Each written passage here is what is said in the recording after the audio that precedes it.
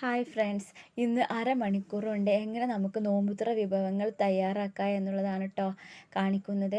ഞാൻ ഇന്ന് കിച്ചണിലേക്ക് എത്തുമ്പോൾ തന്നെ 6 മണിയായിട്ടുണ്ടായിരുന്നു. കാരണം വർക്ക് കഴിഞ്ഞ് വന്ന് പിന്നീട് തലവേദന കാരണം കുറച്ച് കിടന്നു.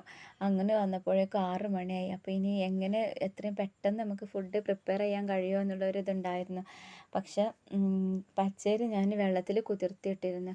അപ്പോൾ അതുകൊണ്ട് ഇന്ന് നമുക്ക് ഓട്ടട ഉണ്ടാക്കാമെന്ന് കരുതി.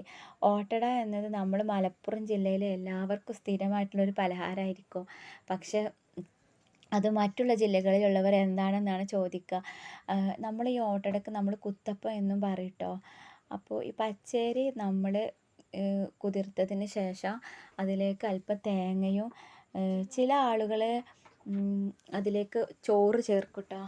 അതെന്താ വെച്ചാൽ നമുക്കത് ചേർക്കുമ്പോൾ കുറച്ചുകൂടെ ഓട്ടട ഒരു സോഫ്റ്റായിട്ട് കിട്ടും. പക്ഷെ ഞാനിവിടെ അങ്ങനെ ചെയ്തിട്ടില്ല. കാരണം എനിക്കങ്ങനെ സോഫ്റ്റായി നിൽക്കുന്നത് അത്ര വലിയ ഇഷ്ടമല്ല. എനിക്ക് കുറച്ച് ക്രിസ്പി ആ ഒരു ലെവലാണ് ഇഷ്ടം. അതിനി ഏതായാലും അങ്ങനെയൊക്കെ തന്നെയാണ് കേട്ടോ. ഒരു ക്രിസ്പി ലെവലാണ് എനിക്കിഷ്ടം. അപ്പോൾ അതിന് വേണ്ടിയിട്ട് നമ്മൾ എത്രയാണോ അരി എടുത്തത് അതേ സെയിം, അതിൽ കൂടുതൽ വെള്ളമാവരുത്.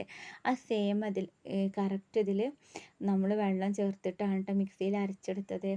അപ്പോൾ ഓട്ടടൻ്റെ ചട്ടി എന്ന് ഞങ്ങൾ പറയും. പക്ഷെ നമ്മൾ പത്തിരി ചട്ടി എന്നും പറയാറുണ്ട്. അപ്പോൾ ഇത് നന്നായിട്ട് ചൂടാവണം. നമ്മൾ ഒന്നുകൂടെ ഇത് ബെറ്റർ നമ്മൾ വിറകടുപ്പിൽ വെക്കുമ്പോഴാണ് ഒന്നുകൂടി ബെറ്ററായിട്ട് നമുക്ക് കിട്ടുക. പക്ഷെ നമുക്ക് ടൈമില്ലല്ലോ. അപ്പോൾ ആ ഒരു കാരണം കൊണ്ട് ഞാനിപ്പോൾ ഗ്യാസ് അടുപ്പിലാണ് കേട്ടോ ചെയ്യണത്. ഈ മാവിലേക്ക് നമ്മൾ അല്പം വെളിച്ചെണ്ണയും ഉപ്പും ആഡ് ചെയ്യും. ചില ആളുകൾ ചൂടുവെള്ളം ചേർക്കാറുണ്ട്. അതൊന്നുകൂടി സോഫ്റ്റ് ആവാൻ വേണ്ടിയിട്ടാണ്. പക്ഷെ ഞാനിവിടെ ചൂടുവെള്ളം ചേർക്കണില്ല. പക്ഷെ നമ്മൾ നല്ലോണം മിക്സിയിൽ അടിച്ചെടുത്ത ഉടനെയൊക്കെ ആണെന്നുണ്ടെങ്കിൽ തന്നെ ആ മാവിന് തന്നെ നല്ല ചൂടുണ്ടാവുമല്ലോ. അപ്പോൾ ഞാനതിലേക്ക് ചൂടുവെള്ളം ആഡ് ചെയ്യാതെയാണ് കേട്ടോ ഉണ്ടാക്കാറുള്ളത്. അപ്പോൾ ചട്ടി നന്നായി ചൂടായതിന് ശേഷമാണ് നമ്മൾ ഇതിലേക്ക് ഒഴിച്ച് കൊടുക്കുക. എന്നിട്ട് മൂടി വെക്കണം കേട്ടോ. പിന്നെ ഞാൻ ഫസ്റ്റ് തന്നെ ഫസ്റ്റ് ഉണ്ടാക്കിയത് നന്നായിട്ട് കരിഞ്ഞു പോയിട്ടുണ്ട് ഗേസ്. അതെന്താണെന്ന് വെച്ചാൽ ഞാൻ അതിനിടയിൽ കൂടെ പോയിട്ട് ചിക്കൻ ക്ലീൻ ചെയ്യാൻ പോയി. അപ്പോഴേക്കും അതിൻ്റെ നല്ല കരിഞ്ഞൊരു സ്മെല്ല് കിട്ടി. അപ്പോഴേക്കും ഞാൻ വന്ന് നോക്കിയപ്പോഴേക്കും ഓട്ടട ആകെ പിടുത്തം വിട്ടിരുന്നു. അപ്പോൾ ഇത് രണ്ടാമത്തതാണ് കേട്ടോ. അപ്പോൾ രണ്ടാമതുണ്ടാക്കിയതാണ് ഞാൻ നിങ്ങൾക്കിപ്പോൾ കാണിച്ചു തന്നത്. അപ്പോൾ അതിൻ്റെ കൂടെ തന്നെ ഞാൻ പച്ചക്കറി അരിയുന്നുണ്ട്. അതുപോലെ കുക്കർ അടുപ്പത്ത് വെച്ച് ചിക്കൻ കറിക്ക് വേണ്ടിയുള്ള പ്രിപ്പറേഷനാണ് കേട്ടോ. അപ്പോൾ നിങ്ങളെ വീട്ടിൽ എല്ലാവരുടെ വീട്ടിലുണ്ടാവും ഇതുപോലത്തെ ഒരു ഉരൽ. പക്ഷേ എനിക്ക് ആ ഉരലിലിട്ട് ചതക്കണേക്കാളും ഇഷ്ടം ഈ കബോർഡിലിട്ട് കുത്തുന്നതാണ്. അപ്പോൾ അധികം ഞാൻ എളുപ്പപ്പണിക്ക് വേണ്ടി ഇങ്ങനത്തെ ഓരോ പരിപാടികൾ എടുക്കാറുണ്ട്. അപ്പോൾ ഇന്ന് ഞങ്ങൾ ജ്യൂസിന് വേണ്ടിയിട്ട് ഈത്തപ്പഴമാണ് കേട്ടോ ഉപയോഗിക്കുന്നത്. അപ്പോൾ ഇതിവിടെ തയ്യാറാക്കുമ്പോഴേക്കും ഈത്തപ്പഴത്തിനുള്ള കുരുവൊക്കെ കളഞ്ഞ് ജ്യൂസിന് വേണ്ടിയിട്ട് റെഡിയാക്കുന്നുണ്ട്. അതുപോലെ നമ്മൾ വത്തക്ക എടുത്തിട്ട് കട്ട് ചെയ്യുന്നുണ്ട്. അപ്പോൾ ഇതൊക്കെ കുറച്ച് ടൈമല്ലേ നമുക്കുള്ളൂ.